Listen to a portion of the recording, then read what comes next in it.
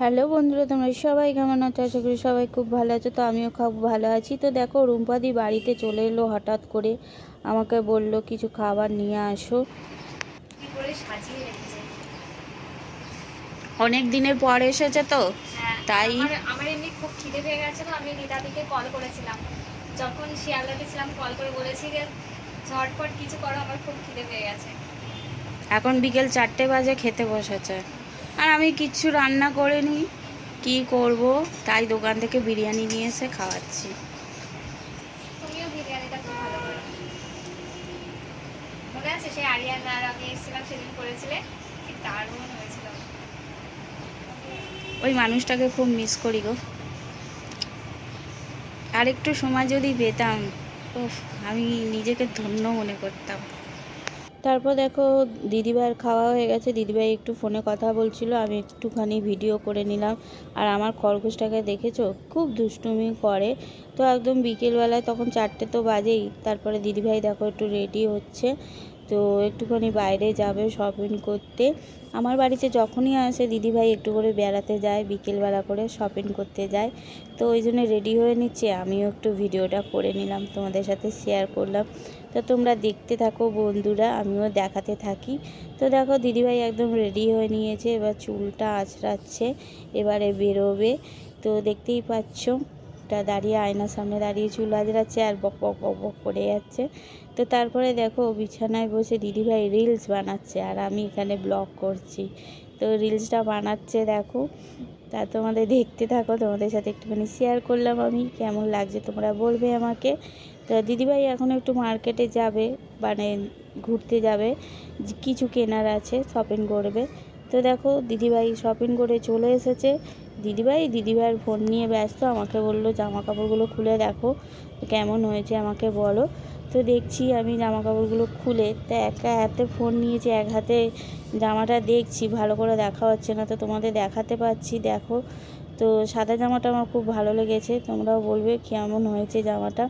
তারপরে দেখো, এখানে একটা বাচ্চা মেয়ে বসে আছে, তাকে বললাম দেখ, আমি ফোন ধরে আর জামা কাপড় দেখতে পাচ্ছি না, তো তুই একটু খুলে খুলে দেখা। তো ও খুলে খুলে দেখাচ্ছে, তা তোমরা দেখে বলবে কেমন হয়েছে। এটা হচ্ছে স্কার্ট কালো রঙের, তারপরে হচ্ছে এটা হচ্ছে টপ, তারপরে আর একটা টপ দেখাচ্ছি দেখো সাদা রঙের, পুরো খুলে, তখন ভালো করে খুলে দেখাতে পারিনি।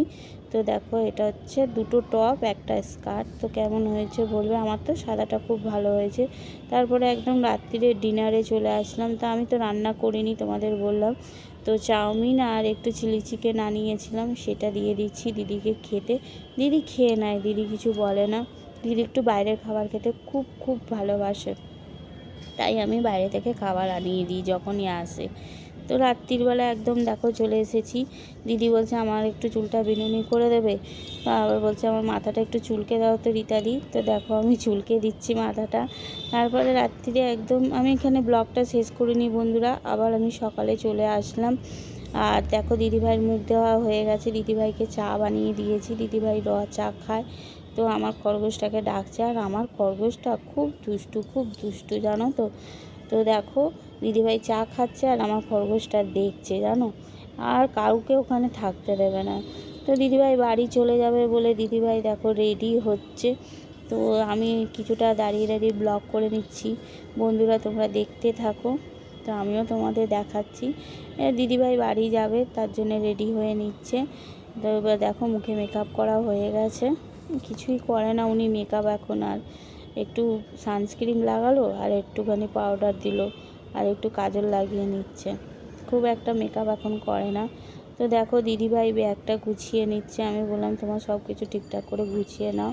তো দিদিভাই গুছিয়ে নিচ্ছে, বা দিদিভাই চলে যাবে বাড়িতে। অনেক দিনের পর এসেছে দিদিভাই বাড়িতে। তো ও দিদিভাইও একটু ব্যস্ত থাকে, যেন আসতে পারে না, আমাকেও অনেকবার বলে যেতে, আমার এখন আর যাওয়া হয় না দিদিভাইয়ের বাড়িতে, খুব রাগ করে। তাই মন খারাপ করেছিল বলে তাই চলে এসেছে। তো চলো দেখো, দিদিভাইয়ের ব্যাগ গোছানো হয়ে গেছে, এবার দিদিভাই যাচ্ছে। তো আমাকে একটু বললো যে টাটা করো রীতাদি, আমাকেও দিদিভাই টাটা করলো, দেখলে আমিও একটু টাটা করে দিলাম দিদিভাইকে।